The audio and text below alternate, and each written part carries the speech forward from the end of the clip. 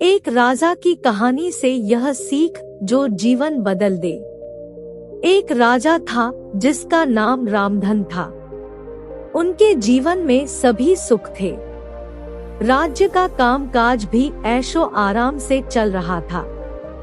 राजा के नैतिक गुणों के कारण प्रजा भी बहुत प्रसन्न थी और जिस राज्य में प्रजा खुश रहती है वहाँ की आर्थिक व्यवस्था भी दुरुस्त होती है। इस प्रकार हर क्षेत्र में राज्य का प्रवाह अच्छा चल रहा था। इतने सुखों के बाद भी राजा दुखी था क्योंकि उसकी कोई संतान नहीं थी। यह गम राजा को अंदर ही अंदर सताता रहता था और प्रजा को भी इस बात का बहुत दुख था।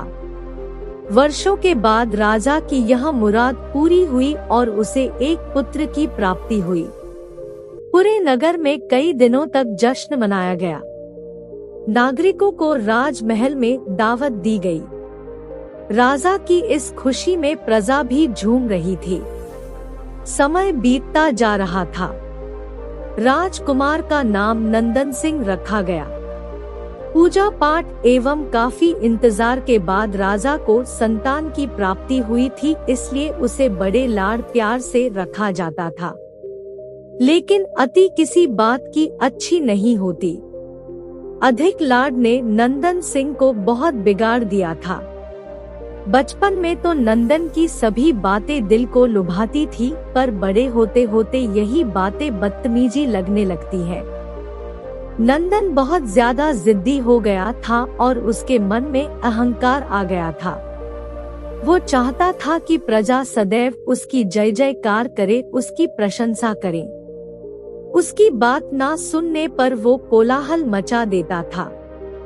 बेचारे सैनिकों को तो वो पैर की जूती ही समझता था। आए दिन उसका प्रकोप प्रजा पर उतरने लगा था। वो खुद को भगवान के समान पूजता देखना चाहता था। आयु तो बहुत कम थी लेकिन अहंकार कई गुना बढ़ चुका था।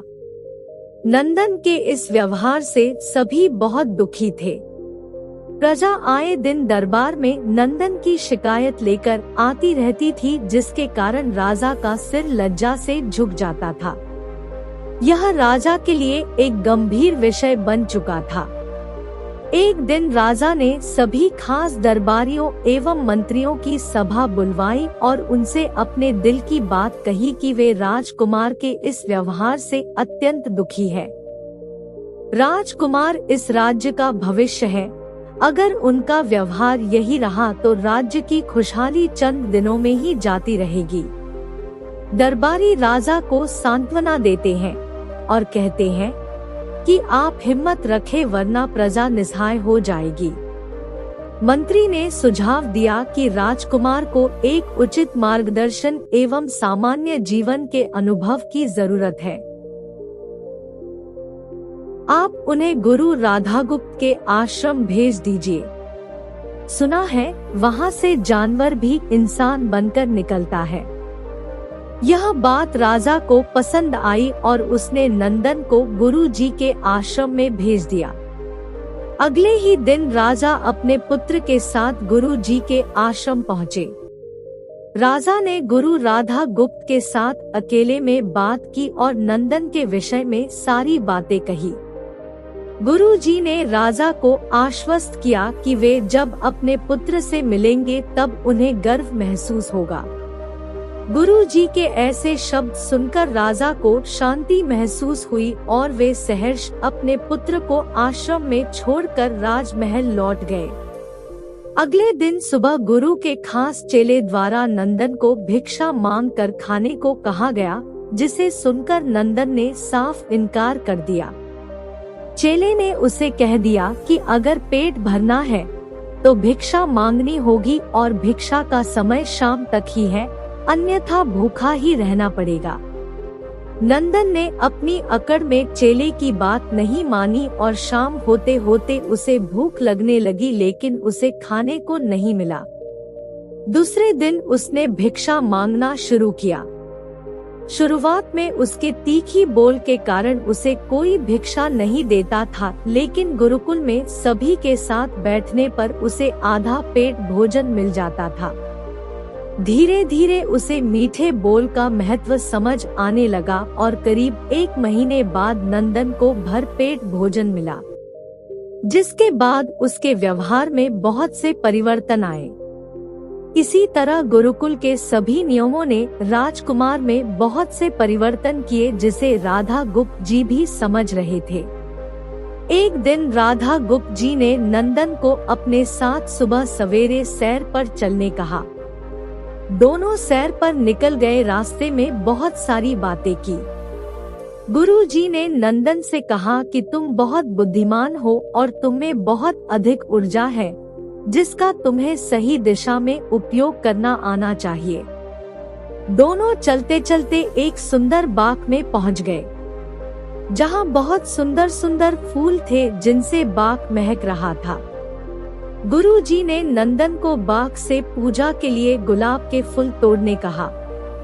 नंदन झट से सुंदर सुंदर गुलाब तोड़ लाया और अपने गुरु के सामने रख दिए। अब गुरुजी ने उसे नीम के पत्ते तोड़कर लाने को कहा। नंदन वो भी तुरंत ले आया। अब गुरुजी ने उसे एक गुलाब सूंघने दिया और कहा, बताओ कैसा लगता है। नंदन ने गुलाब सूंघा और गुलाब की बहुत तारीफ की। फिर गुरुजी ने उसे नीम के पत्ते चखकर उसके बारे में कहने को कहा। जैसे ही नंदन ने नीम के पत्ते खाए, उसका मुंह कड़वा हो गया और उसने उसकी बहुत निंदा की और यहाँ वहाँ पीने का पानी ढूंढने लगा। नंदन की यह दशा देखकर गुरुजी मुस्कुरा रहे थे। पानी पीने के बाद नंदन को राहत मिली। फिर उसने गुरुजी से हंसने का कारण पूछा।